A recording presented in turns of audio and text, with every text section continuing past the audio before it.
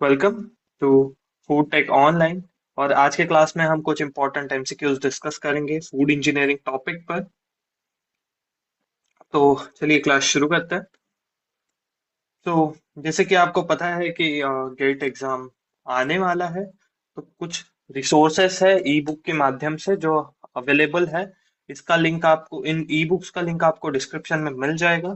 Food chemistry, food microbiology, food product technology और food engineering, इन सब specific topics पे आपको ई बुक्स मिल जाएंगी जिनमें आपको प्रीवियस ईयर सॉल्व क्वेश्चन, इसके साथ साथ previous year solve numerical questions मिल जाएंगे। और अगर आपको और कोई क्वेरी हो इस रिलेटेड तो आप इस दिए हुए नंबर पर कांटेक्ट कर सकते हैं।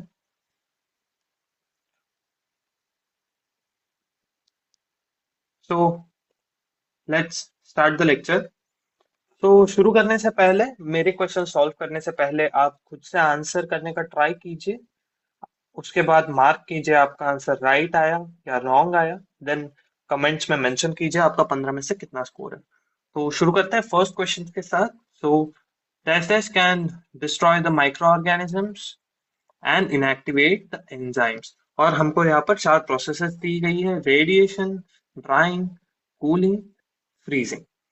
एंड पूछा ऐसे गया है कि इसमें से कौन सी प्रोसेस ये दोनों एप्लीकेशन करती है: डिस्ट्रक्शन ऑफ माइक्रो ऑर्गेनिजम्स और इनएक्टिवेशन ऑफ एंजाइम्स। तो इसमें आपका राइट आंसर आएगा रेडिएशन। सो रेडिएशन आपका थ्रू होता है गामा रेज या एक्स रेज। गामा रेज और एक्स रेज क्या करती है? ये सीधे डैमेज करती है डीएनए को, डैमेजेस डीएनए।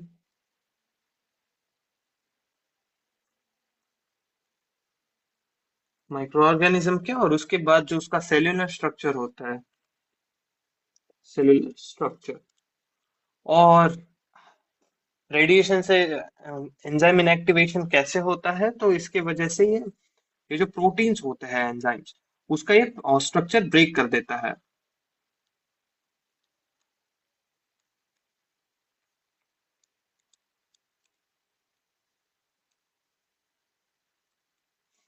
तो ये आपका राइट आंसर हो गया।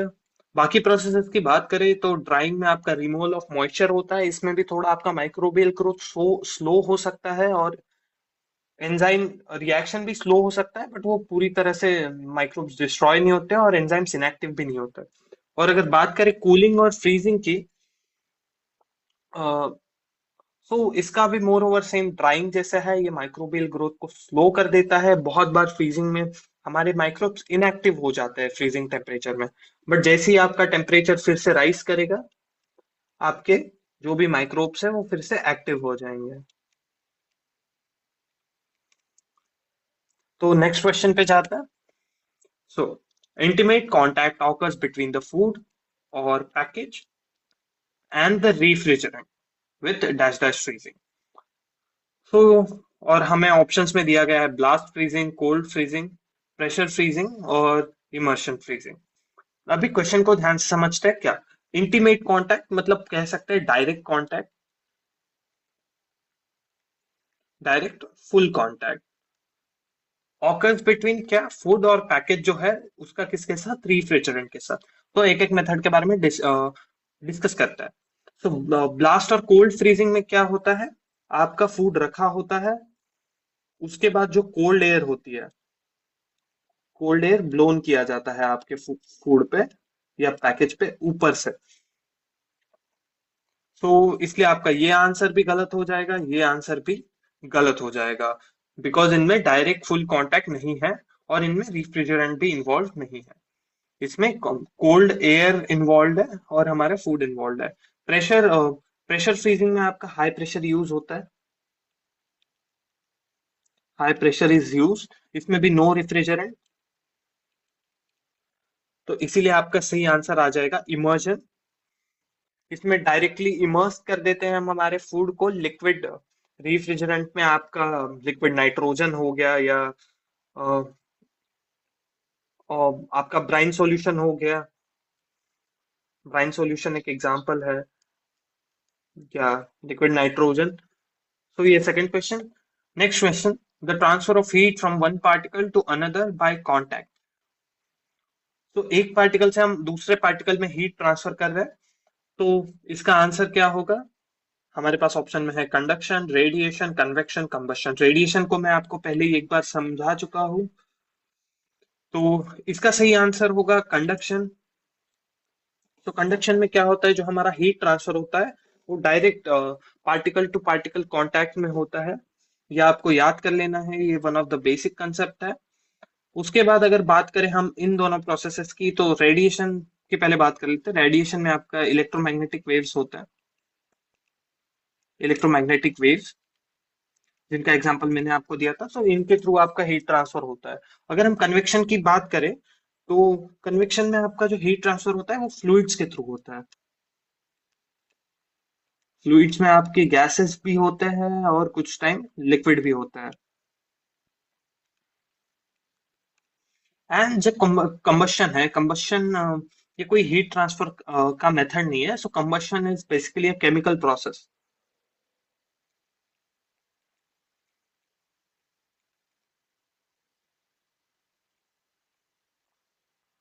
Chemical process. तो ये रूल्ड आउट हो जाएगा और आपका सही आंसर है कंडक्शन।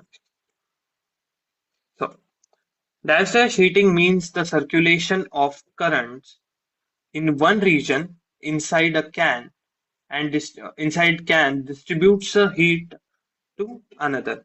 तो हमने पिछले इसमें रेडिएशन के बारे में देखा है, कंडक्शन के बारे में देखा है। सो इसका आंसर आपका आ जाएगा कन्वेक्शन। कन्वेक्शन में क्या होता है, सर्कुलेशन ऑफ करंट, और we can say heat in one region inside a, और वो डिस्ट्रीब्यूट हो जाता है हीट टू अनदर। इसका आप हम माइक्रोवेव ओवन एक एग्जांपल ले सकते हैं।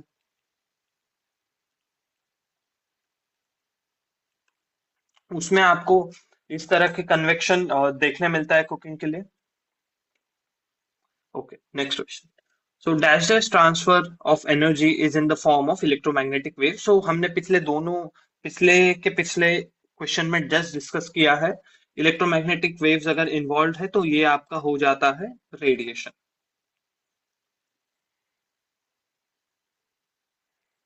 ओके, सो नेक्स्ट क्वेश्चन है हमारा, to achieve a continuous pasteurisation in a milk, the milk needs to be heated to 161 degree Fahrenheit for how many seconds.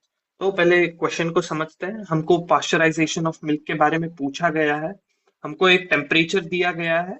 अगर हम इस टेम्परेचर पे हीट कर रहे हैं मिल्क, तो हम कितने टाइम के लिए करेंगे? So most of you pasteurisation को लेके अवेयर होंगे। सो एक पास्चराइजेशन ऑफ मिल्क एक प्रोसेस है to kill the harmful microorganisms, and इससे आपका मिल्क का जो शेल्फ लाइफ है वो एक्सटेंड होता है और न्यूट्रिशनल क्वालिटी भी मेंटेन्ड होता है। तो ये पास्चराइजेशन के थ्री डिफरेंट मेथड्स है। आपका जो फर्स्ट मेथड पास्चराइजेशन का आता है वो आपका है एलटी पास्चराइजेशन, जो आपका है low temperature long time pasteurisation. उसके बाद आपका आता है एचटी पास्चराइजेशन और यूएचटी पास्चराइजेशन। ये है आपका हाई टेम्परेचर शॉर्ट टाइम, और ये है आपका अल्ट्रा हाई टेम्परेचर। तो मैं आपको तीनों के स्पेसिफिकेशंस बता देता हूँ, तो अगर एग्जाम में आपको इन दोनों रिलेटेड क्वेश्चन भी आए तो आप उसको आंसर कर पाओगे। So long time, low temperature और लॉन्ग टाइम में क्या होता है, आपका टेम्परेचर लगभग लगभग होता है 145 डिग्री फ़ारेनहाइट, सॉरी फ़ारेनहाइट, और इसको हम 30 मिनट के लिए हीट करते हैं। हाई टेम्परेचर शॉर्ट टाइम में आपका टेम्परेचर होता है 161 डिग्री फ़ारेनहाइट, और इसको हम 15 सेकेंड्स के लिए हीट करते हैं। और जो अल्ट्रा हाई टेम्परेचर होता है, इसमें आपका 280 डिग्री फ़ारेनहाइट टेम्परेचर होता है, वो भी ओनली फॉर 3 सेकेंड। तो जैसे हमको क्वेश्चन में 161 का पूछा गया, तो हमारा ये आ गया high temperature short time pasteurisation. तो इसका सही आंसर है A50। Okay, so low acid foods have pH values of dash dash और लेस। so हम पहले डिस्कस कर लेते हैं, दो टाइप के फूड्स होते हैं आपके। ये एक्चुअली इधर लेस नहीं आना चाहिए, ये इधर मोर आएगा। क्या आप सब भी एक बार चेंज कर सकते हो आपके इसमें?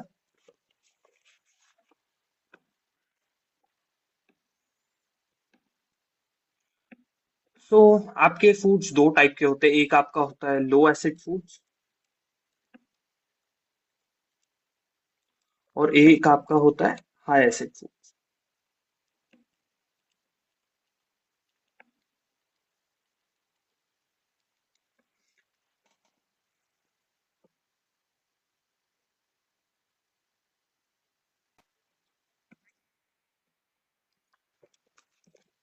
सो लो एसिड फूड जो होता है उनका जो पीएच होता है वो आपका होता है मोर देन 4.6। और जो आपके हाई एसिड फूड्स हैं उनका पीएच लेस देन और इक्वल टू 4.6। तो इसका आपका राइट आंसर आ जाएगा 4.6। बट इसके बारे में थोड़ा हम और डिस्कस कर सकते हैं कि क्यों लो एसिड फूड्स, उनके कुछ एग्जांपल्स क्या है और ये इतना इंपॉर्टेंट क्यों है। सो ये जो लो एसिड फूड्स होते हैं ये मोर ससेप्टेबल होते हैं माइक्रोबियल ग्रोथ के लिए। माइक्रोबियल ग्रोथ के लिए मोर ससेप्टेबल होते हैं। इनमें मोस्टली अगर आपको एग्जांपल दूं तो क्लोस्ट्रीडियम, बोटुलिनम, जिसको हम कैनिंग करके डिस्ट्रॉय करते हैं, कैनिंग प्रोसेस का यूज होता है स्पेसिफिक माइक्रोब के लिए। और अगर हम दोनों के एग्जांपल्स ले तो लो एसिड फूड्स में आपका आ जाता है मीट, जो भी मीट प्रोडक्ट्स है या कुछ वेजिटेबल्स है। उसके बाद हाई एसिड फूड्स में आपके आ जाते हैं पिकल्स और कुछ फ्रूट, साइट्रस फ्रूट्स हो गए। ये आपके हाई एसिड फूड्स में आ जाता है।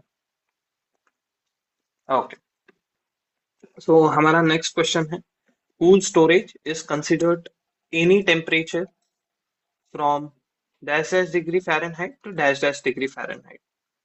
तो इसका आपका राइट आंसर है 28 degree Fahrenheit to 68 degree Fahrenheit. तो चलिए इस क्वेश्चन को और थोड़ा समझते हैं। तो हम हमारे कोई भी फूड प्रोडक्ट को कोल्ड स्टोरेज क्यों करते हैं? To slow down its slow down enzymatic activity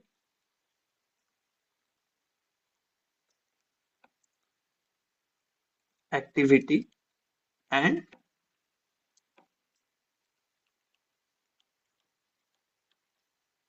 microbial growth.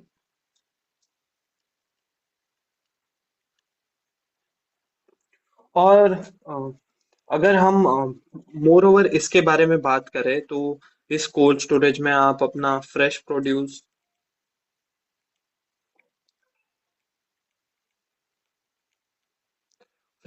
हो गया या आपके जो एग्रीकल्चर कमोडिटीज है,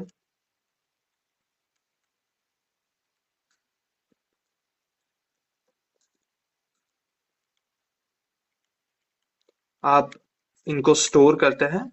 एंड फॉर दिस आपको एक कंसिडर्ड टेम्परेचर रेंज दिया गया है जो है 28 degree Fahrenheit to 68 degree Fahrenheit. ये आपका नेगेटिव 2 डिग्री सेल्सियस से अराउंड 20 अप टू 18 और 20 डिग्री सेल्सियस तक हम इसको डिग्री सेल्सियस में आप इसको कैलकुलेट करके देख सकते हैं। उसके बाद आपका house hold refrigerator usually run at, इसका आपका राइट आंसर है आंसर सी,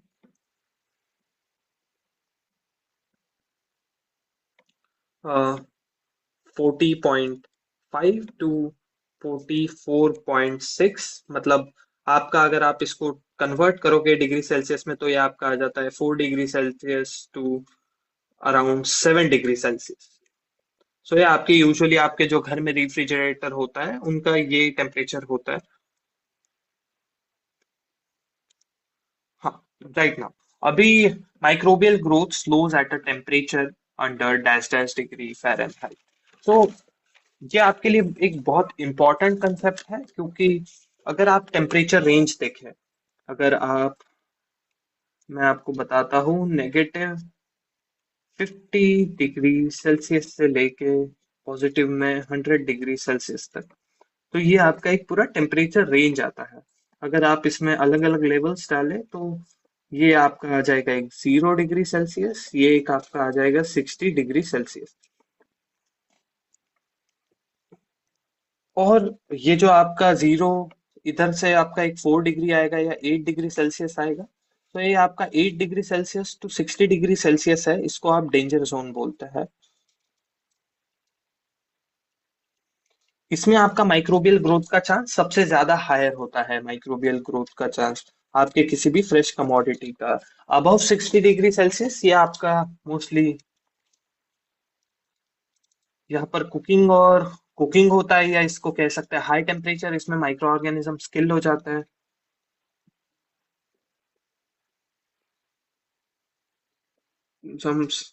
किल्ड। और जो 0 डिग्री से नीचे का है या -डिग्री, सो ये आपका पहले कोल्ड जोन आता है, कोल्ड टेम्परेचर, और उसके बाद आपका फ्रीजर टेम्परेचर। सो ये भी कोई ऑप्टिमम टेम्परेचर नहीं है, इसमें भी मोस्ट ऑफ माइक्रोब सरवाइव नहीं कर पाते और वो इनएक्टिव हो जाता है।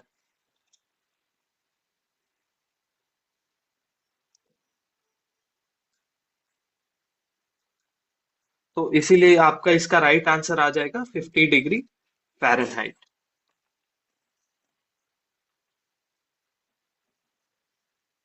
Okay. The freezing point of pure water is, so ये one of the basic fundamental concept है फूड साइंस का। अगर आप स्टूडेंट है तो आपको वाटर का फ्रीजिंग पॉइंट पता होना चाहिए, 0 डिग्री सेल्सियस। और इसके लिए हमारा राइट आंसर है D32। मोस्ट ऑफ आप डिग्री फ़ारेनहाइट से डिग्री सेल्सियस को कन्वर्ट करने का फॉर्मूला जानते होंगे। अगर आपको नहीं पता तो मैं बता देता हूँ। इट्स आपका जो भी डिग्री फ़ारेनहाइट है into, not into, it's actually -32 in bracket multiply by 5/9, और इससे आपका डिग्री सेल्सियस आ जाएगा। तो ये फॉर्मूला आपको याद रखना है। अगर आपको कहीं भी फ़ारेनहाइट या डिग्री सेल्सियस में कंफ्यूजन है तो आप इससे वो कैलकुलेट करके आप आगे बढ़ सकते हैं। तो आपका राइट आंसर हो गया 32। Okay. So how long will frozen orange juice last at 10 degree Fahrenheit? तो चलिए, फर्स्ट हम देख लेते हैं। 10 डिग्री फ़ारेनहाइट अपना हो जाता है -12 डिग्री सेल्सियस। ये आपका एक फ्रीजन टेम्प फ्रोजन टेम्परेचर है। अगर देखेंगे तो ऑरेंज जूस ये एक आपका प्रोसेस्ड कमोडिटी है, तो इसके लिए 2 और 6 मंथ्स ये एक बहुत कम टाइम है। अगर आप इतने कम टेम्परेचर में रख रहे हैं तो वो ज्यादा ही सरवाइव करेगा। तो आपके ये दो ऑप्शंस रूल्ड आउट हो जाएंगे।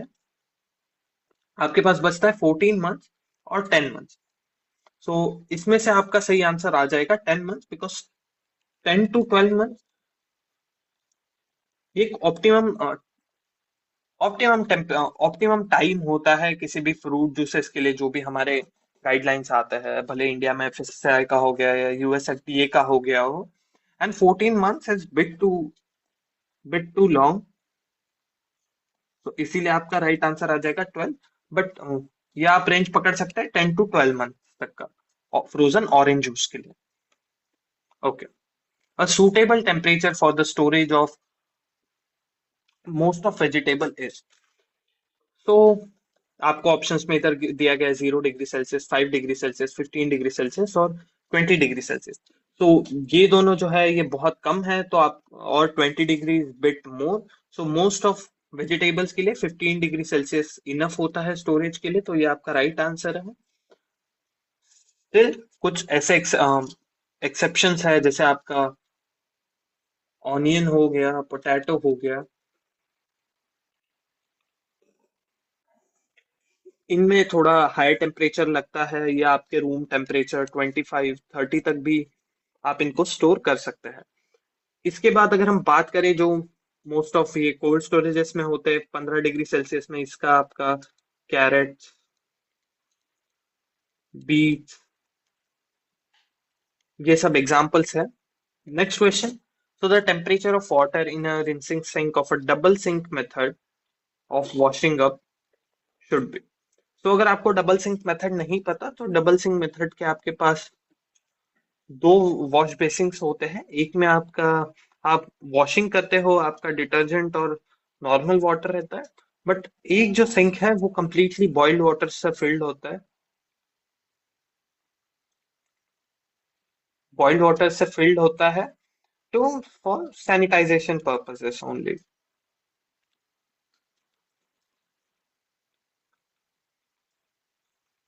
तो उसके लिए हमें टेम्परेचर पूछा गया है, तो ऑप्शंस देख लेते हैं। 40 डिग्री सेल्सियस, ये इट इज टू लो, ये अच्छे से साफ नहीं कर पाएगा। Even 60 degree Celsius is very low. And 100 degree Celsius, इसमें तो आपका वाटर का बॉइलिंग पॉइंट आ गया, तो ये भी आंसर नहीं आएगा, तो आपका राइट आंसर है 80 डिग्री सेल्सियस। और अभी हमारा आज का लास्ट क्वेश्चन, आप एक बार मैं पढ़ रहा हूँ, आप मेरे से पहले सॉल्व करने का ट्राई कीजिए। So the HTST method of canning involves heat treatment at a temperature of approximately. So मैंने आपको पास्चराइजेशन का, HTST मेथड मैंने आपको पास्चराइजेशन के पॉइंट ऑफ व्यू से बताया था, बट अभी HTST हमको कैनिंग के लिए पूछा गया है। तो ऑप्शंस देख लेते हैं। 60 डिग्री सेल्सियस, ये हमारे लिए टू लो हो जाएगा। उसके बाद 80 डिग्री सेल्सियस, कैन ये still it is not considered as a very high temperature. So ये दोनों हमारे रूल्ड आउट हो गए। अब ये 100 डिग्री सेल्सियस, ये थोड़ा ट्रिकी है, इन दोनों में से कौन सा होगा? तो राइट आंसर है आपका इसमें डी, 120। ये आपका एसटी एसटी के लिए आइडियल टेम्परेचर है, 120 डिग्री सेल्सियस। और ये मोस्टली हमारा लो एसिड फूड्स की कैनिंग के लिए यूज होता है। बट कंफ्यूज नहीं होना है, क्योंकि कुछ कैनिंग मेथड्स में जो 100 डिग्री सेल्सियस है उसको भी यूज किया जाता है, बट इन रेयर और some cases, but most of time आपका 120 डिग्री सेल्सियस ही रहेगा HTST मेथड में।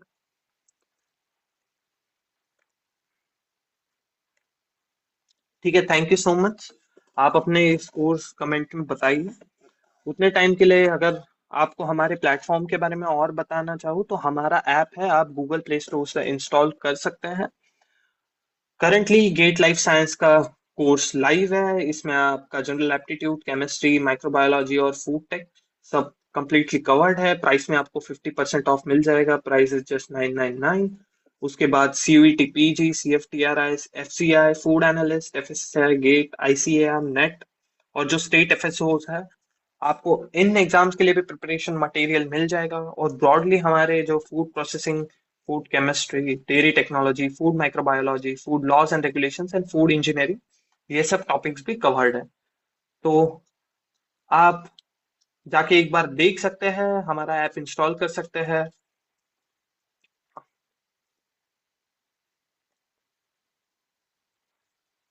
ऐप का लिंक आपको डिस्क्रिप्शन में मिल जाएगा, आप इंस्टॉल कर सकते हैं। Thank you so much. और Instagram, Telegram, YouTube, WhatsApp, LinkedIn, हम सब जगह पर है, आप कनेक्ट भी कर सकते हैं हमसे। Thank you so much.